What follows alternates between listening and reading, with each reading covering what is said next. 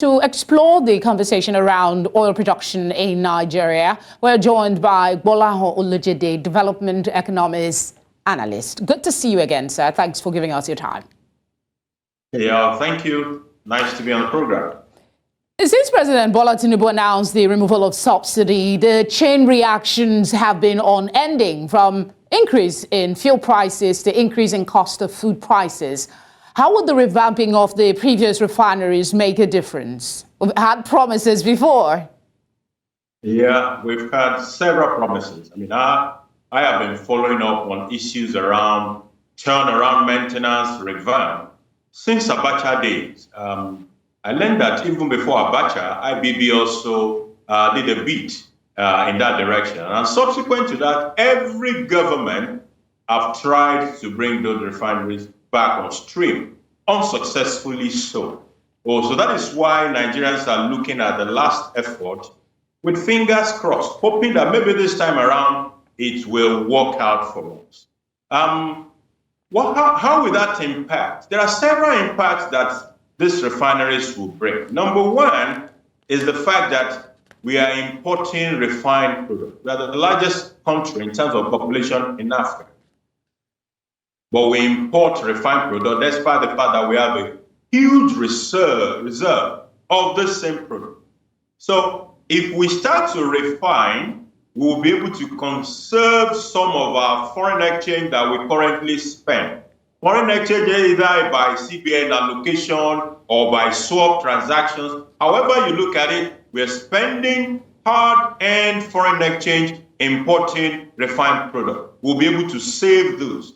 Number two is that by the time we combine the capacities of the government refineries with the private initiative, like Dangote Refinery, I'm aware that Aradel is working on something as well. So if you put together all these private and public sector refineries, we will start to produce more than we can consume. So we start to export. When we export, we also earn foreign exchange, which will further show up the supply of FX and help our foreign exchange stability as a country. That is still two major areas it will help. That is still in the future. Optimistically, we're hoping that will happen.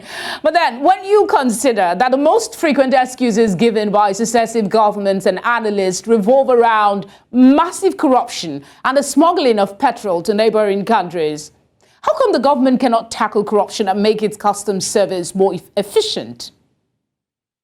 Well, you see, sometimes when we talk about corruption in Nigeria, we tend to look at it from just the perspective of the government.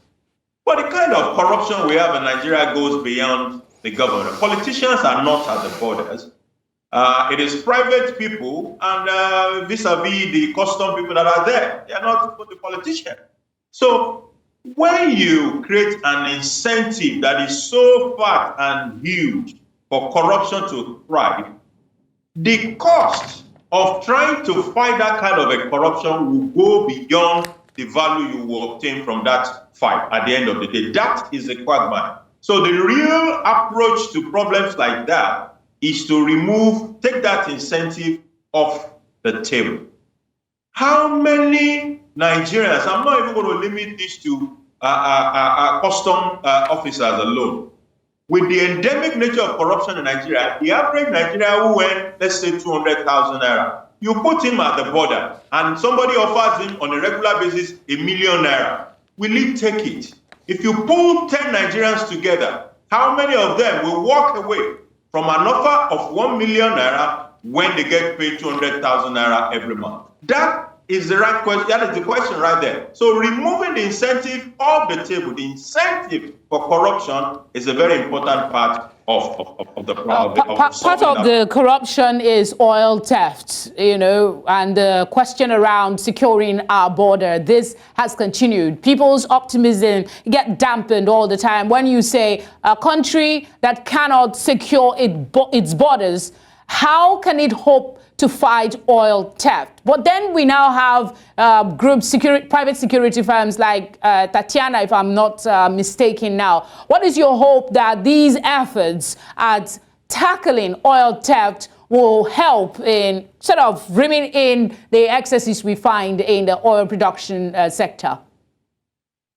Fighting oil theft is number one about the political will to do so. When we find that political will to do so, we will do it. We are not the only oil-producing country in the world. Fighting oil theft is a technology issue. And when we deploy the technology, we can fight. If there's a drop in pressure in a pipe, you can find out by technology. People sit in a room in Saudi Arabia in a control facility, and they can monitor all the production across all the fields in Saudi Arabia. What makes it impossible in Nigeria? When we have the political will and are ready to make the necessary investment, we will fight oil theft significantly in Nigeria. And Fingers I believe crossed. it's something we must do because it is the lowest hanging fruit, in my opinion, for us to end foreign exchange in the short term. All right, Mr. Gbolahan Olojede, thank you very much for sharing your thoughts with us. We appreciate it. The pleasure is mine. Thanks for having me.